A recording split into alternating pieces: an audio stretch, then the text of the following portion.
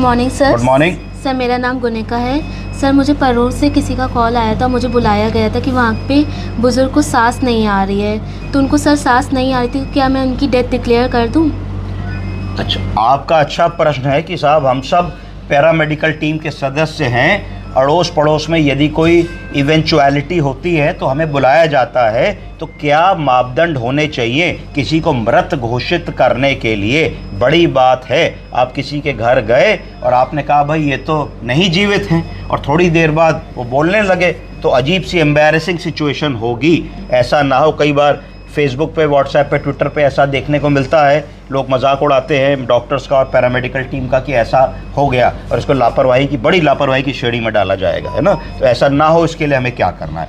हम पड़ोस में किसी के यहाँ गए तो इसका मतलब है कि हम वेल इक्विप्ड नहीं हैं, हमारे पास आला नहीं है, हमारे पास ईसीजी की मशीन नहीं है, हमारे पास कोई मॉनिटर नहीं है, कोई यंत्र नहीं है, हमारे पास सिर्फ हमारे हाथ हैं, कान हैं और आँखें हैं, दिमाग है और एक सेंस है। हमें उससे आंकलन करना है कि मरीज़ जीवित है कि जीवित नहीं है।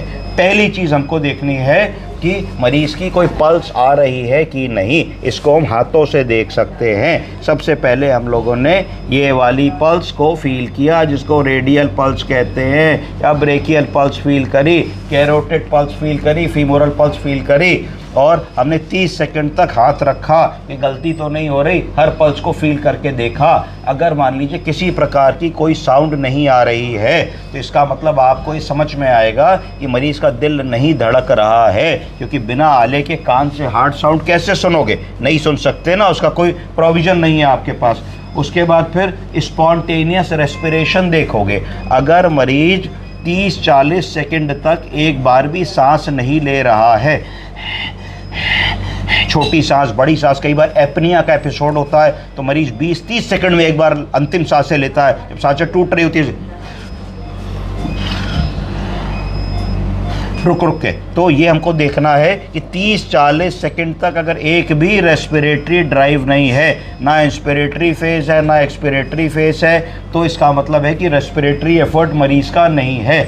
उसके बाद आप मोबाइल तो होगा आपके पास, सब रखते हैं, टॉर्च तो होगी नहीं, तो मोबाइल से आँखों का प्यूपिलरी रिफ्लेक्स चेक करना है। मोबाइल की लाइट को आँख के ऊपर डालना है, प्यूपिल्स, पुतली जो होगी वो रिएक्शन टू लाइट दे रही है कि नहीं। जैसे हम पुतली पे लाइट डालेंगे, पुतली चौड़ी हो जाएगी। क्या हो जाएगी?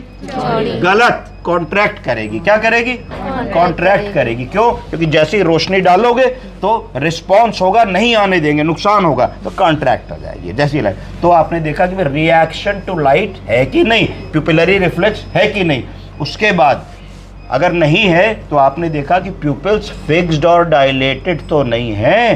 प्यूपिल्स अगर डायलेट हो गई है, फिक्स हो गई हैं, रिएक्शन टू लाइट नहीं दिखा रही हैं, गर्दन इधर उधर करने पर में कोई हरकत नहीं है, तो अगर ये 4 चीज़ें आपको मिल रही है तो 4 चीज़ों से आप एक 99% कन्फर्म हो सकते हैं कि मरीज़ को मृत घोषित किया जा सकता है और इसको कर देने में कोई एम्बैरेसिंग सिचुएशन हमारी नहीं आएगी।